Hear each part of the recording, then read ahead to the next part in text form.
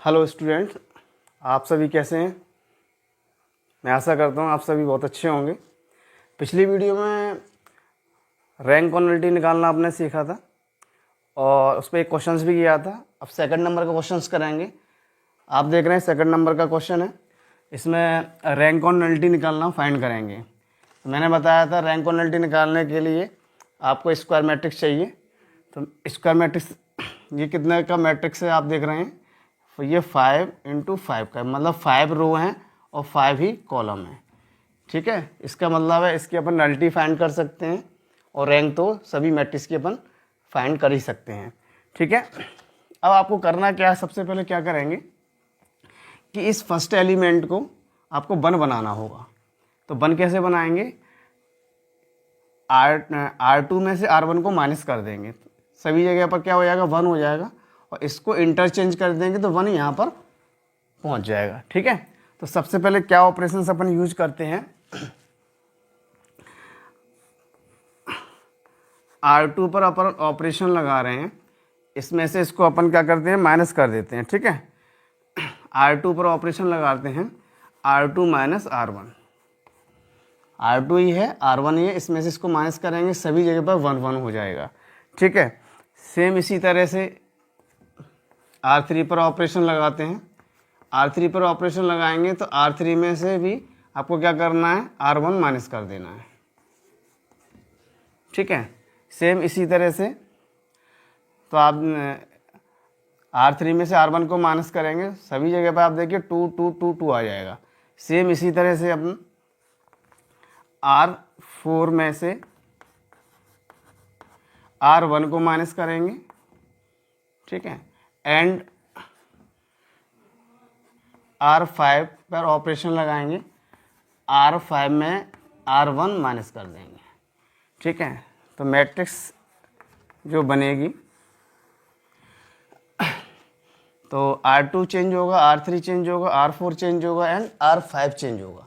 ठीक है, तो R1 को जैसे का जैसे रख देंगे, 3 4 5 6 और 7। ठीक है, इसमें से इसको माइनस करेंगे, ये वाला ऑपरेशन लगाएंगे R2 पर, तो R2 में से R1 को माइनस करना है, सभी जगह पर कितना आएगा 1 आ जाएगा 1। ठीक है, R3 पर ऑपरेशन लगाएंगे तो R3 माइनस R1, 5 में से 3 जाएगा, कितना हो जाएगा 2, सभी जगह पर कितना हो जाएगा 2 हो जाएगा। ठीक है, सेम ऑपरेशन फिर लगाएंगे, R4 पर लगाएंगे, R4 में से R1 को माइनस करेंगे, 10 में से 3 जाएगा, कितना बचेगा 7 बचेगा, सभी जगह पर कितना हो जाएगा 7 हो जाएगा।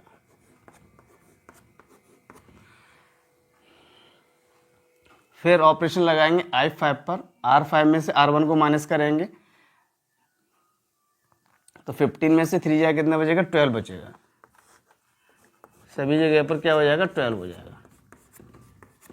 मैट्रिक्स बहुत ही इजी बन जाएगी। अब मैंने बताया था यहाँ पर 1 हो जाए तो अपना काम बन जाएगा।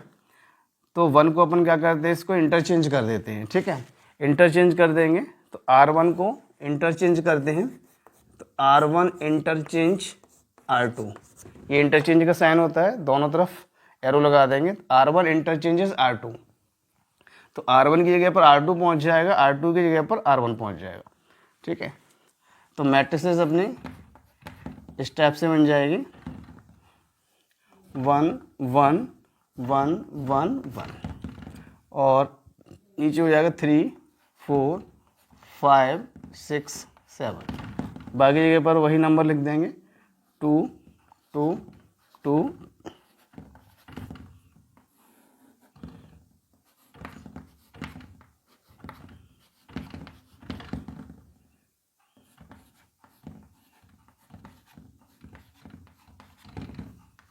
ठीक है, ये मैट्रिक्स। ठीक है, इसके बाद क्या करना है, मैंने बताया था R1 की हेल्प से R2 R3 and R4 and R5 first element को क्या करना होता है, 0 करना होता है। सबको 0 कर लेते हैं, तो R2 पर अपना ऑपरेशन लगा देते हैं, R2 पर ऑपरेशन लगाएंगे, R2 माइनस कितना हो जाएगा, यहाँ पर 3R1 हो जाएगा। ठीक है, इसी तरह से R3 पर ऑपरेशन लगाएंगे, R3 पर ऑपरेशन लगाने के लिए, इसको 0 करने के लिए क्या करना पड़ेगा, R1 में 2 का इंटू करना पड़ेगा। तो क्या ऑपरेशन लगेगा, R3 माइनस 2R1। ठीक है, सेम ये ऑपरेशन लगाएंगे, R4 पर लगाएंगे, R4 माइनस 7R1। ठीक है, एंड I5 पर ऑपरेशन लगाएंगे, R5 माइनस 12R1। ठीक है, ऑपरेशंस यूज कर लेते हैं, लगा देते हैं। तो R2 पर ऑपरेशन लगेगा तो 1 1 1 1 और 1। तो आप देखिए सेकंड रो पर ऑपरेशन लगाएंगे, 3 का मल्टीप्लाई कीजिए, उसमें से इसको माइनस कीजिए, कितना हो जाएगा, फर्स्ट एलिमेंट क्या हो जाएगा अपना, 0 हो जाएगा।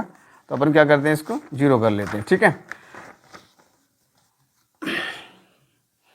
तो यहाँ पर कितना हो जाएगा अपने पास 0, 3 का इंटू कीजिए, 4 में से 3 जाएगा कितना बचेगा 1, 5 में से 3 जाएगा कितना बचेगा 2, 6 में से 3 जाएगा 3 एंड 4।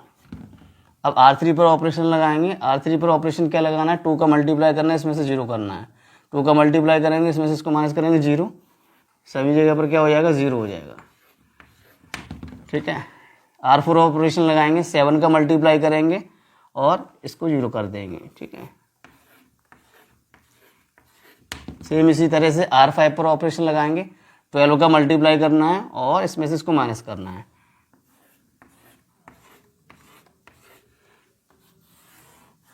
तो आप देख रहे हैं R1 की हेल्प से R2, R3, R4 और R5 को 0 कर लिया है।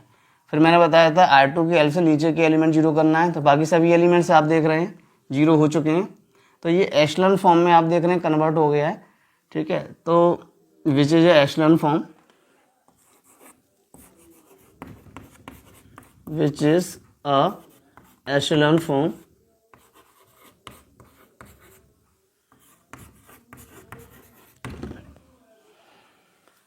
अब एशेलन फॉर्म में कन्वर्ट होने के बाद मैट्रिक्स निकालनी होती है, रैंक ऑफ ए मैट्रिक्स निकालनी होती है और नल्टी निकालनी होती है। ठीक है, तो कल मैंने निकालना बताया था, रैंक ऑफ ए नल्टी किसके इक्वल होता है, नंबर ऑफ नॉन जीरो रोज के इक्वल होता है। ठीक है, तो इस क्वेश्चन को नोट डाउन कीजिए। ओके, आगे बढ़ते हैं, इस वीडियो को आगे बढ़ाते हैं।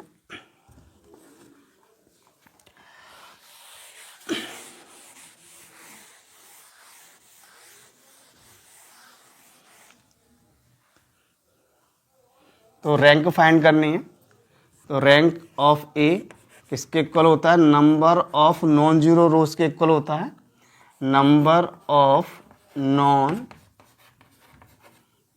जीरो रोज के इक्वल होता है। नंबर ऑफ नॉन जीरो रोज मैंने बताया था कल आपको, जो पूरी रो जीरो हो रही होती है, सभी एलिमेंट जीरो हो रहे होते हैं जिस रो में, उस रो को आपको नहीं लेना है, उसको काउंट नहीं करते हैं। यानी इन 3 रोज को आपको क्या करना है, काउंट नहीं करना है। कौन कौन सी अपनी रोज रह जाएंगी, 1 और 2, यानी R1 और R2 मिलकर कितनी रो हो गई, 2 हो गई हैं। तो इसकी रैंक कितनी हो जाएगी, 2। तो रैंक ऑफ ए कितना निकले आया है, 2। अब नल्टी फाइंड करने हैं, नल्टी फाइंड करने के लिए फॉर्मूला था n माइनस रो ए। n क्या होता है, ऑर्डर कितना है इसका, 5 × 5 का है, 5 रो है 5 ही कॉलम है, स्क्वायर मैट्रिक्स है, इसीलिए इसकी अपन नल्टी निकाल सकते हैं। रो कितना आया है, यानी रैंक कितनी आई है, 2। 5 में से 2 को माइनस करेंगे, कितना आएगा, 3।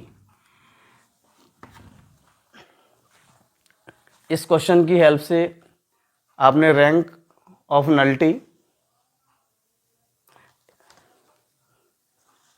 इस क्वेश्चन की हेल्प से आपने रैंक ऑफ ए मैट्रिक्स और नल्टी निकालना सीखा है। ठीक है, वीडियो आपको पसंद आई हो,